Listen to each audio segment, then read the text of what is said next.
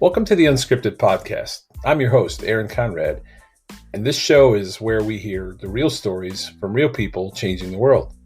From everyday people to the top celebrities, all the conversations are real, raw, and always unscripted. Thank you for joining me today. Now let's get to today's guest.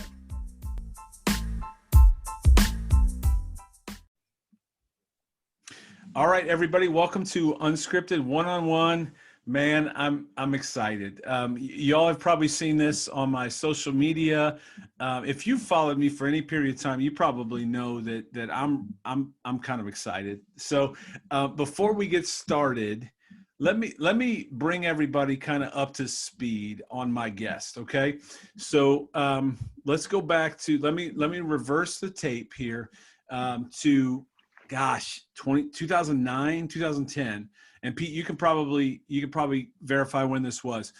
My wife and I were stupid enough to run the Nashville half marathon, which a lot of people have heard that story before. But we were dumb enough to run that half marathon, and it was a disaster. And about a week later, there was several connections that I have made that people have heard about through this podcast during that half marathon. And so on social media, I'm watching the floods. Pete, was that 2009? That was 2010. 2010. Okay. 2010. So 2010, I'm watching the floods literally in real time on social media, which was one of those moments where I think it was one of the first events that I ever watched unfold on social media from Ohio. And so I'm watching this unfold. And what I watched was a church called Cross Point Church that suddenly evolved as the hub for relief efforts. And again, from Ohio, I watched and I said, man, that's really amazing. First of all, what I've always said and what I've always believed is, and at that point I knew something's different here. For a church to be able to be positioned to be the hub for all of the relief efforts in a city means that church has done their homework. That church has earned the right to be there. They couldn't just show up overnight, like because the Red Cross shows up overnight, Samaritan's Purse, like there's a lot of places that show up overnight, but nobody knows who they are. For a church to say, we're here, what do we need to do, and then to be the hub. So that's dot number one. Dot number two is I fell in love with Cross Point Church in that process, the fact that they had earned that right. So then let's fast forward a little bit further. I get let go from corporate America in a riff. That happens. I got 6 months severance to figure out what I do when I grow up. and for me, what I wanted to do when I grew up was I said, you know what, I want to be a part of that church. And it just so happens that church was had posted a few positions. So I go through the process of interviewing for the multi-church pastor position with Jenny Catron, who's going to be on Friday, and I can't wait because I love her dearly. She's amazing. She's amazing. So I interview with Jenny, and I meet you, and I meet our staff, and I get to know your staff. And what's funny is your staff has become friends to me over the years, like really, really close. And I've gotten to know many of them over the years. We're a phone call away from coming to work for Cross Point Church. We're ready to move our family. And you know what? God had other plans. And the day that it happened, didn't happen. And again, this is a long story, but please stay with me on this because I do want to get to Pete here in a minute. But you all went a different direction. And we all know now looking back that that's probably the best bet. So it doesn't happen. That day it didn't happen. I hang up the phone. I look at my wife and I said, what are we going to do now? Because we thought we were going to Nashville. And we go out to the flyer. There's a flyer in the mail for a new church that's just starting in Columbus that looks exactly like Cross Point. Fast forward a little bit. I ended up working for that church for about 8 months, had a cup of coffee in ministry, which we'll talk about in a minute, and realized a lot of things in my life personally. But that season ends and we're a little bit scrambling as a family, like, what do we do now? And so all through that time, Cross Point is online and you're preaching on Sundays, and you became the church that we went to on Sunday mornings in Columbus, online. And it was just amazing. So I have a lot of connecting points with Cross Point. I also have some books, and I'm going to put them up.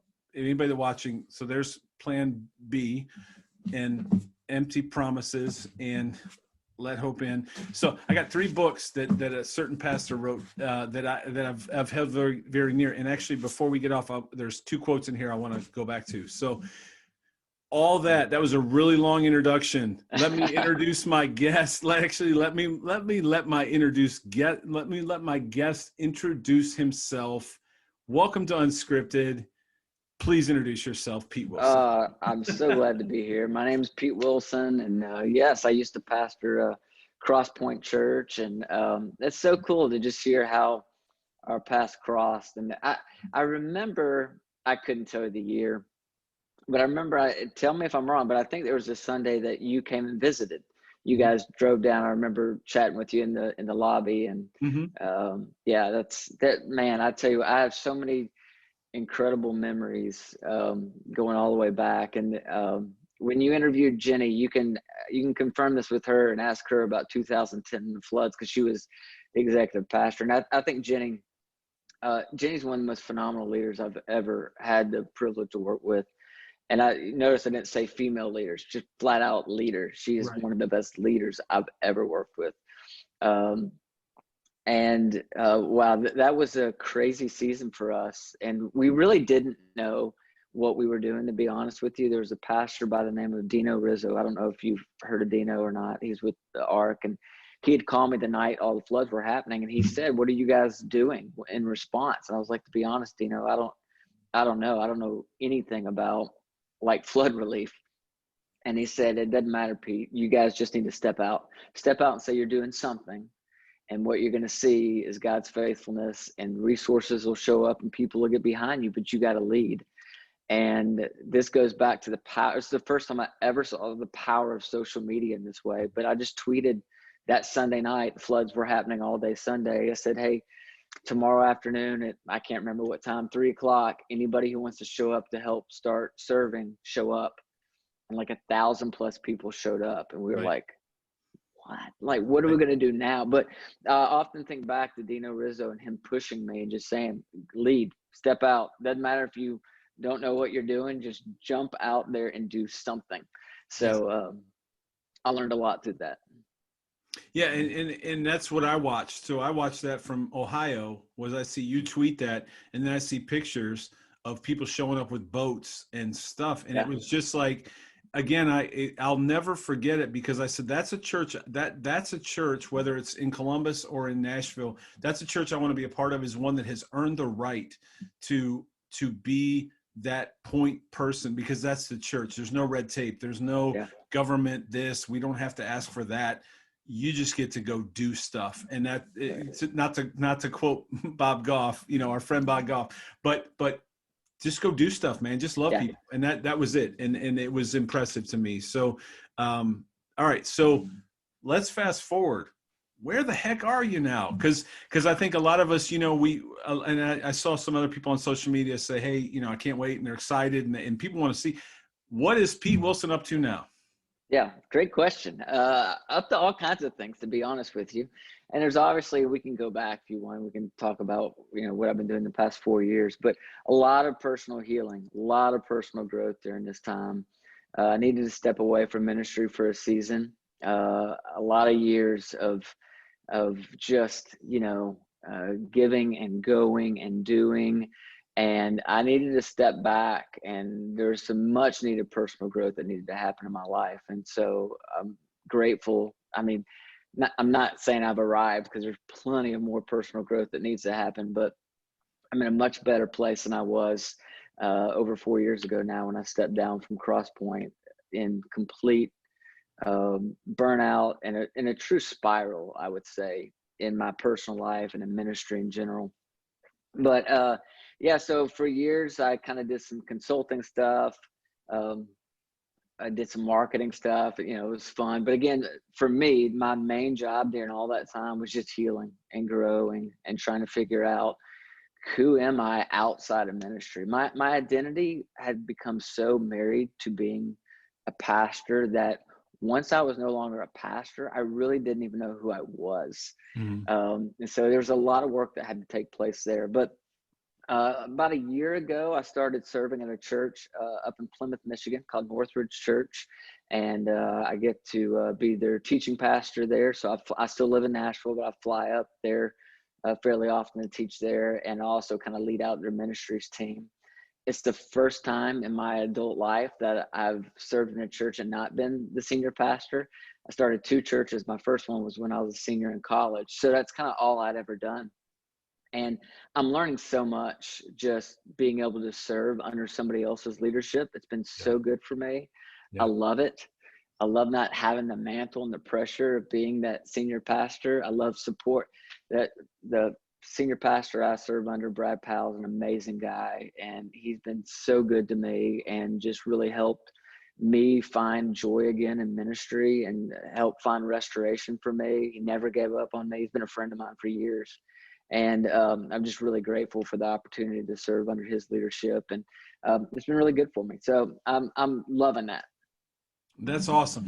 And you have a pretty cool podcast, I mean, I had to do my homework because it's been a minute since we connected in that lobby. And Yeah. then also, there's one other thing that we glossed over that I gotta mention.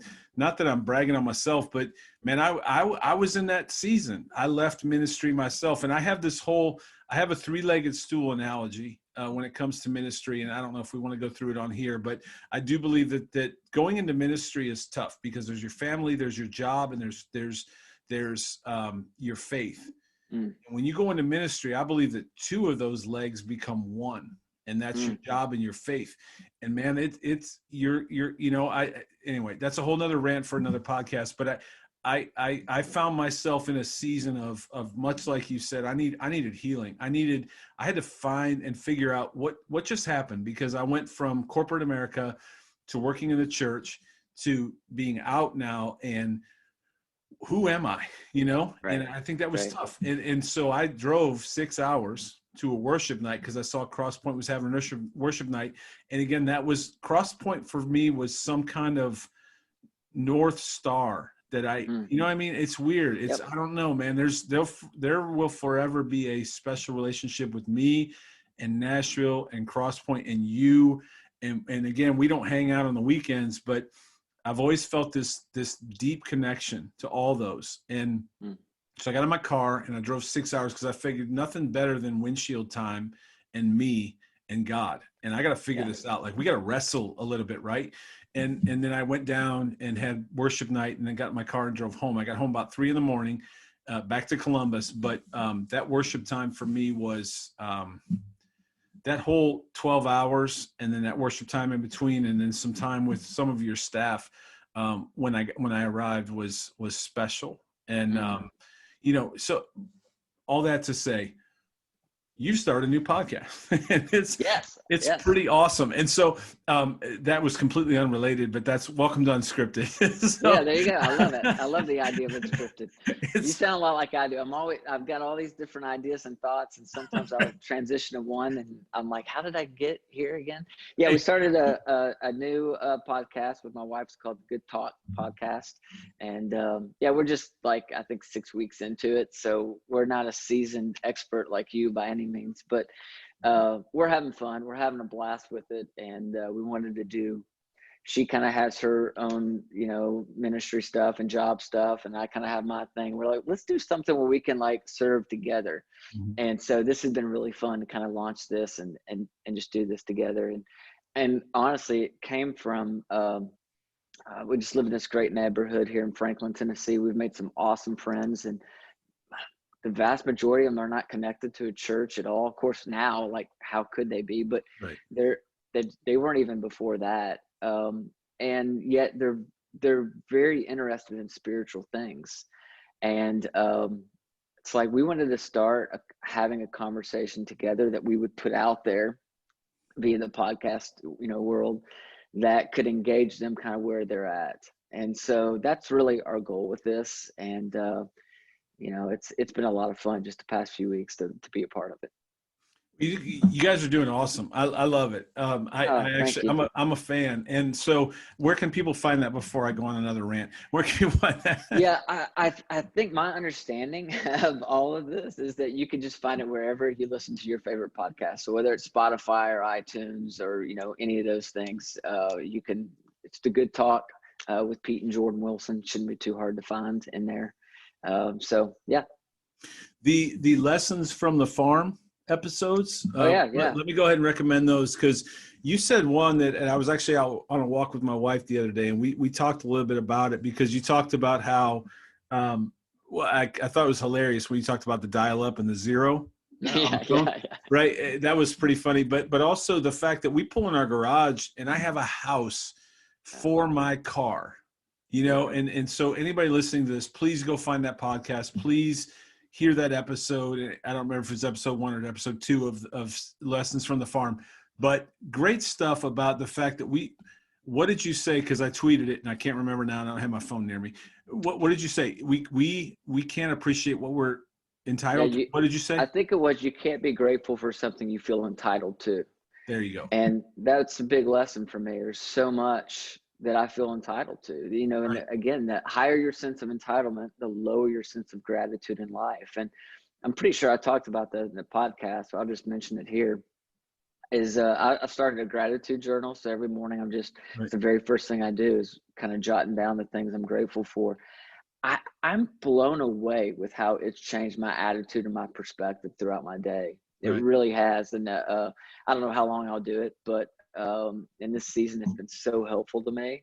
And so someone that's struggling with perspective and attitude, that might be a good place to start, is just jotting down those things that you're grateful for. It's awesome. So, all right, let me go to my torn and tattered, worn out, underlined copy of Plan B by Pete Wilson. So that 3 books, right? Do you have any more than that? Do you have more than 3 books? Yeah, I do have a 4th one. I'm trying to remember what it is right now. That's awesome. We got Plan B, Let Hope In, Plan Empty B, Promises, Empty Let Hope In. Promises. And I have a Let Hope In T-shirt. Doesn't fit anymore because COVID happened. And there's another one.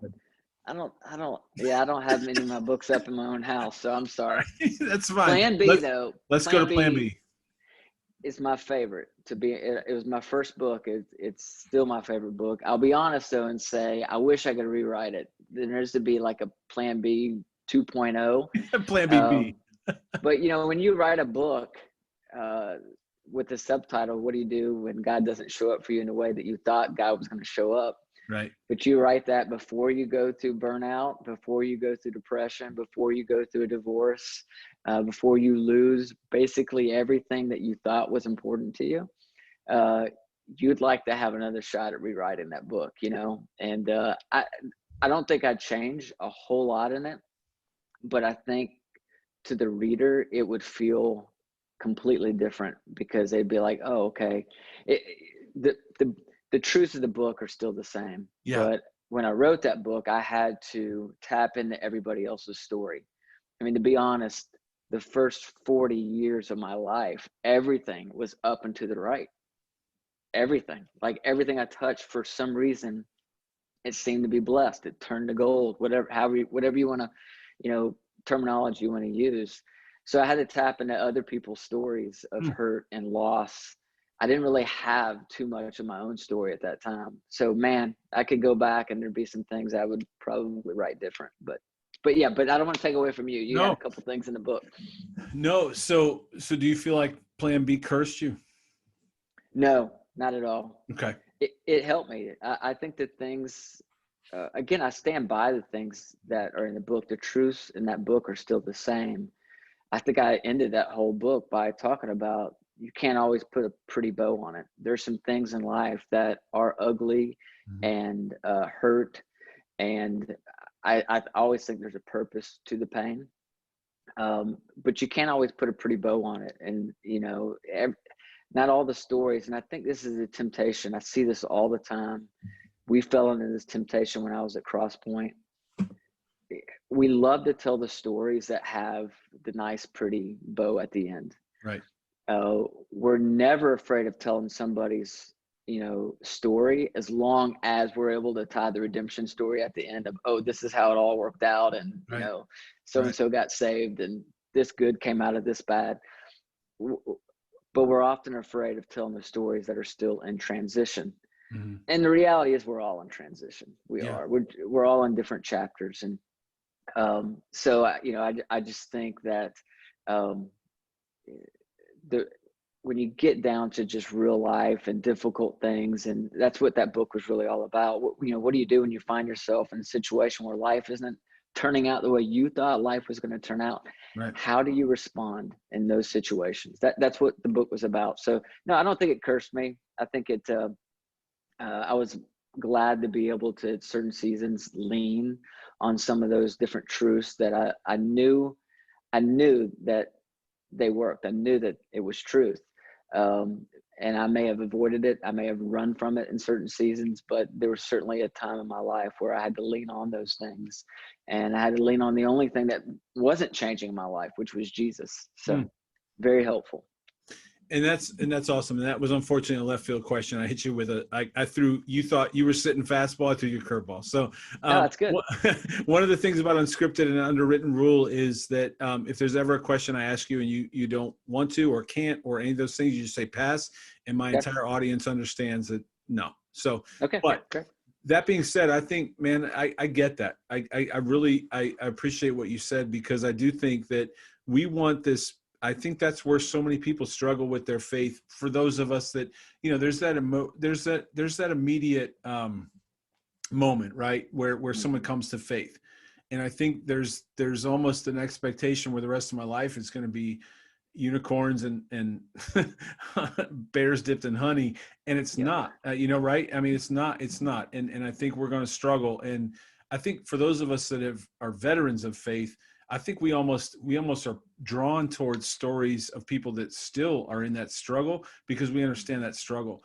I think anyone that, and man, now I'm on my own podcast and I can say these things, but I think anybody that says that everything's just awesome is I'm not sure you've experienced yet what really faith is about, because we really got to grind. And I think there's times it's almost like an athlete, right? You can be a LeBron James, but there's a lot of steps to be to where LeBron James is. And I think we see that in our faith. There's a lot of, we got to grind. And there's times when it's not going to be the All-Star game, and you're not going to be the $98 million contract from Nike. You're going to be in a place where people are going to hate you because you went to Miami. Yep, that's right. Weird analogy right now, but I think that's right. I think that's our faith, right? I think. So let me ask you this. So two quotes. The first one says, "I will abandon my dream, but not my God." Mm-hmm. And this is, I opened this randomly today and looked at my underlines in this book. Man, that one hit different, Pete. I will abandon my dreams, but not my God. Like if there was ever a 2020 verse, maybe that's it, right? Like, yeah, kids are losing their seasons. People are losing their job. We're losing a lot in 2020. Our dreams. I think isn't that fair to say? And so I'm going to my internet pastor now, who's Pete Wilson. I think, isn't that fair to say that's where we're at in 2020? I'll abandon my dreams, but not my God. I won't lose everything in this. I'm going to lose a lot in this pandemic. I'm not going to lose my God. Is that fair? I think it's very fair, and I think it's true. And I think in that particular quote was tied to a story about Joseph out of the Old Testament, and he went through season after season where things were completely stacked against him. Things he didn't deserve that happened. He was wrongfully accused and thrown into prison. Through all of that, I think it would have been easy for him to say, God, are you kidding me? After everything I've done for you, I've been faithful. I've checked off this box, that box. And, and all these things are going to continue to stack up against me. I think it would have been easy for him to, abandon God and keep chasing after his dreams, but he didn't. And he kept his priority God. And dreams are great. I love dreams. I love goals. I love chasing after them. Dreams make lousy gods. They just do. Dreams come and go. Dreams will disappoint you all day long. But the one thing that will stay constant through it all is God. And so that's always tried to be a perspective for me is chase after God first, chase after the dream second. Mm. And yeah, you're right. In 2020, gosh, yeah, so many dreams are being dashed right now.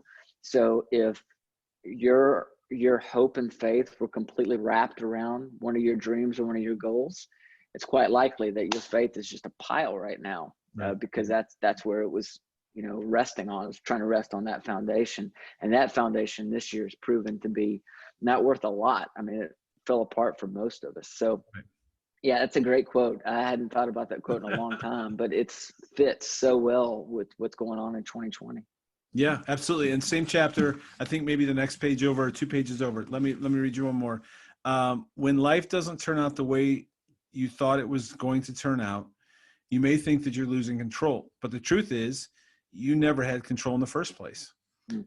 The only thing you can control is how you respond to your disappointments and how your unexpected your unexpected obstacles. And here, and here you have some options. And then you go into some options. So, and that's, anybody wants to pick up plan B and read the rest. It's a teaser, but I think that's, again, 2 different pages I flipped to. Those 2 underlines hit different in 2020, right? That's where we're at. Like, wouldn't you agree?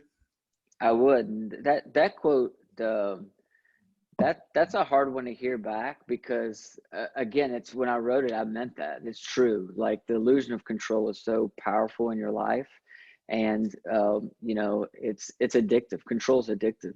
Mm-hmm.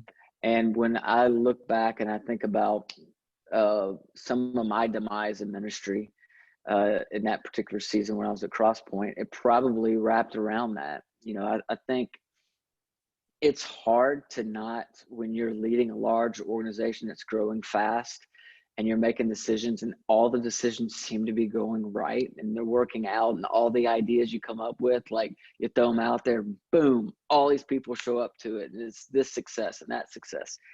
Man, success breeds the illusion of control. It just does.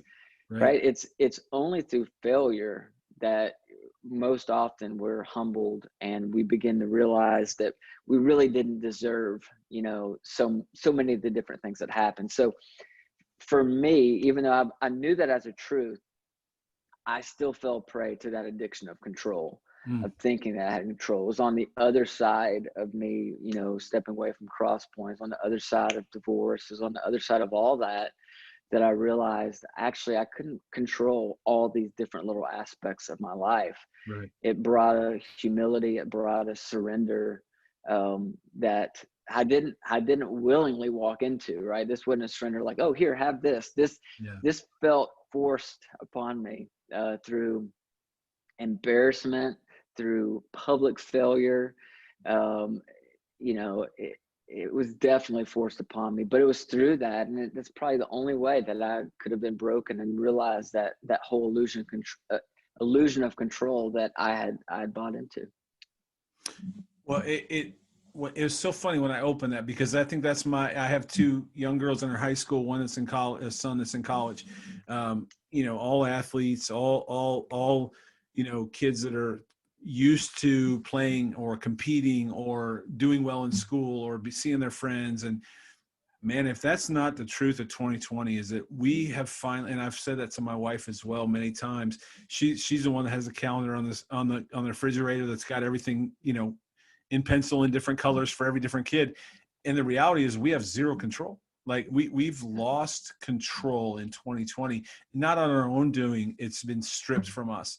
And if there's one thing we can take away from 2020, it's the fact that we don't have control. And that, if we can, that's why I love that quote. And again, I only flipped open to 2 pages, but I'm telling you, Pete, all 3 of these books are wore out for me from reading and underlining. And again, just that connecting point for you and I. But, man, when I saw that, I'm like, wow, if that's not true this year, I don't know what year it would be true. Yeah. Is we don't have control. And the reality is that our control lies somewhere else.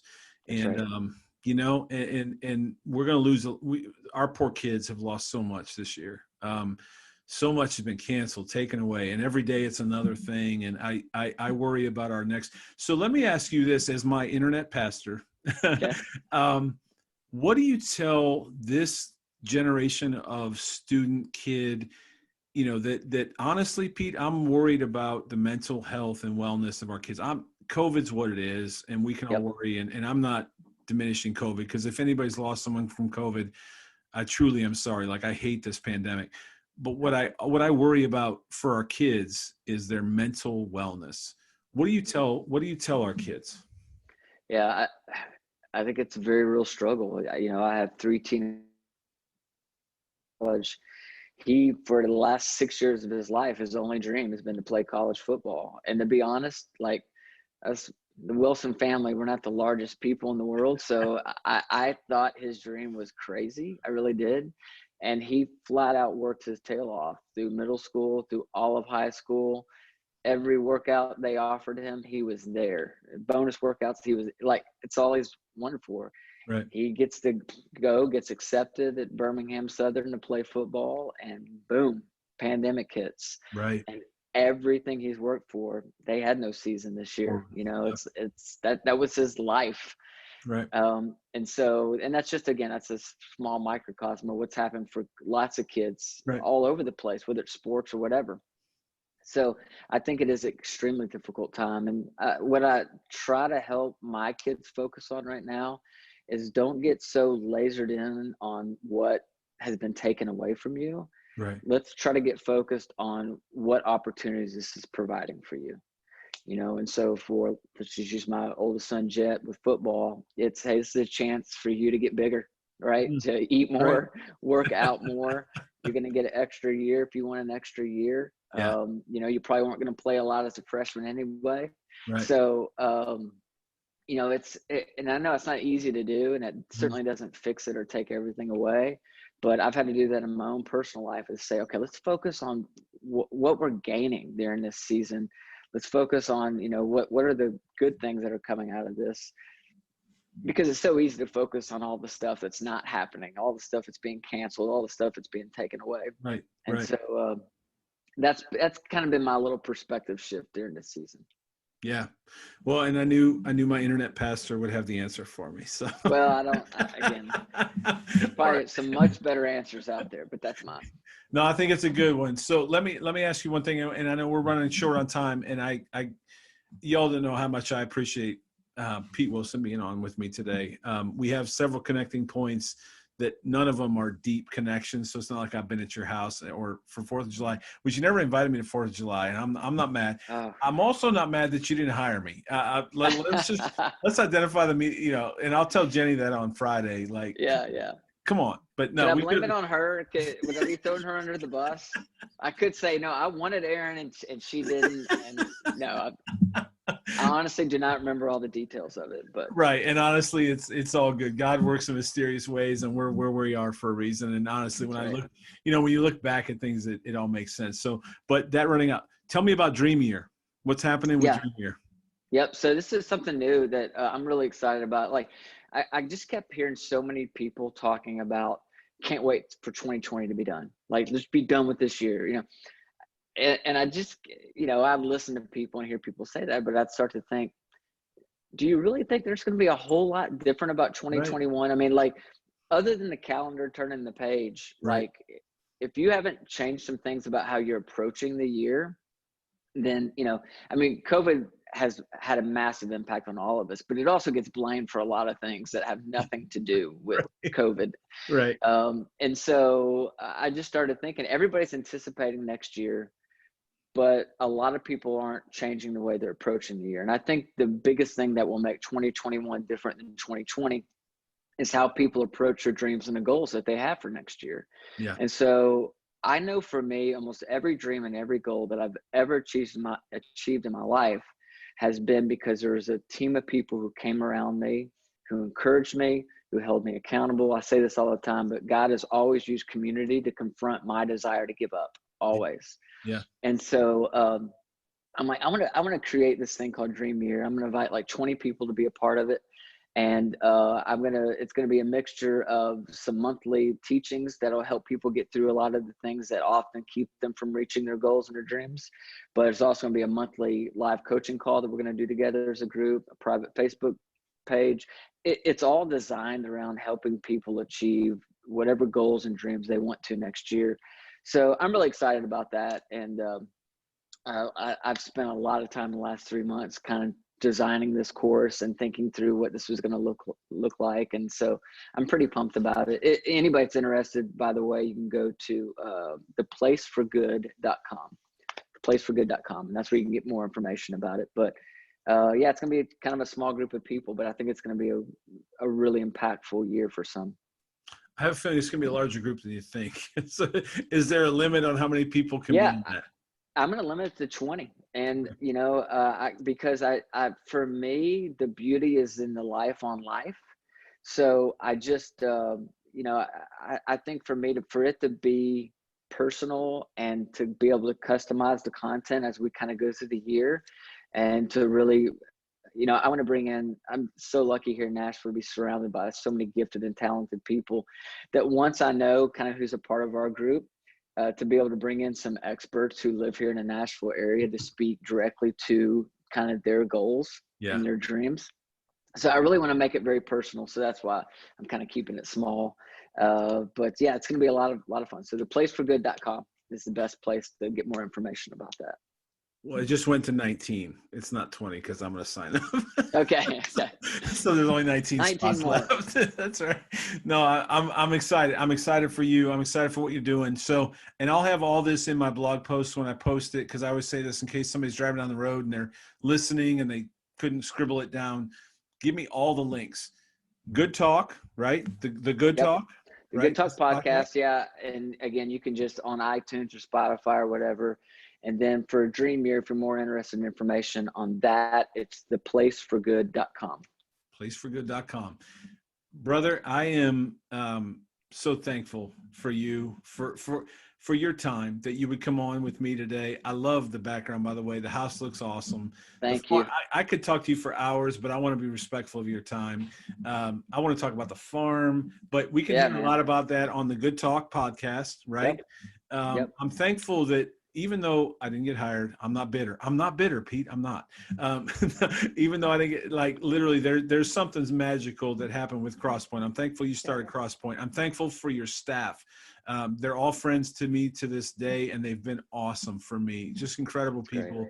And yeah, CrossPoint's forever going to hold a special place in my heart, as well as my family's heart, for seasons throughout life. And I meant what I said on social media. So, man, Merry Christmas to you guys. Merry Christmas to you. And I just want to say thanks to you. Like, you're right. You and I have just gotten to know each other kind of over the years, kind of on the surface level. We haven't connected, you know, in a while, but you even inviting me to be a part of this is amazing to me. And I think for anyone, and whether you live a public life or not, anybody who goes through any kind of public failure, I think that you have a new awareness, a new just gratitude for people who are willing to give you a second chance, people who don't allow your past to truly define you. And I know there's a lot of Christian cliches that we throw around like that, like your past doesn't define you. Well, maybe not to God, but the reality is in the Christian community, they'll remind you of your past real quick. So unfortunately, right. And so for me, you know, I think this is the only second podcast I've done in 5 years. And it's not like I'm looking to do a bunch of them, but for you to reach out and just say, hey, would you like to come on here and chat? It means a lot to me. And I appreciate your grace. I appreciate you not allowing my past to define me. I appreciate just in the way that you've treated me and talked to me today. I can tell that you feel like God's still working in me and through me.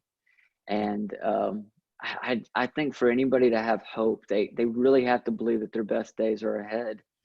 And I believe that. And people like you, Aaron, are helping me believe that. And sometimes you need people in your life who can believe in you, even when you don't believe in yourself. Yeah. So I say all that to say thank you for your grace. Thank you for sharing your platform with me and just allowing me the opportunity to chat with you today. Man, it's been truly an honor. And I was a little excited when you said yeah. So because, you know, again, Man, we're all jacked up. I mean, I don't. At the end of the day, we are. And if we weren't before 2020, we're even more jacked up now, right? I mean, Yeah, it's just yeah, that's right. where life is. And man, we all need to extend each other some grace and give each other a little patience. And I know that's, like you said, that's cliche, and but it's true, man. It If is. if we can't extend some grace, whether it's race, whether it's politics, whether it's our personal lives, man, we all need a lot of grace right now. And I think God's asking us to give each other some grace, and He's That's watching. right. You know, what did That's you do right. with me? What did you do with the talents I gave you? The two questions He's going to ask us, and Right. especially now more than ever before. So, man, you're my internet pastor forever. I don't care what you do the rest of your life. You can go into steelwork for all I care. Pete Wilson will always be my internet pastor, and you saw me through some seasons, and I'm thankful for you for those days, for now, for coming on. I wish you a very happy holidays, a very Merry Christmas, and thank you so much, Pete. I really Thanks, dude. appreciate it. Merry All right, brother. Christmas to you. I love Grateful. you, man. Talk to you. Thanks. Okay.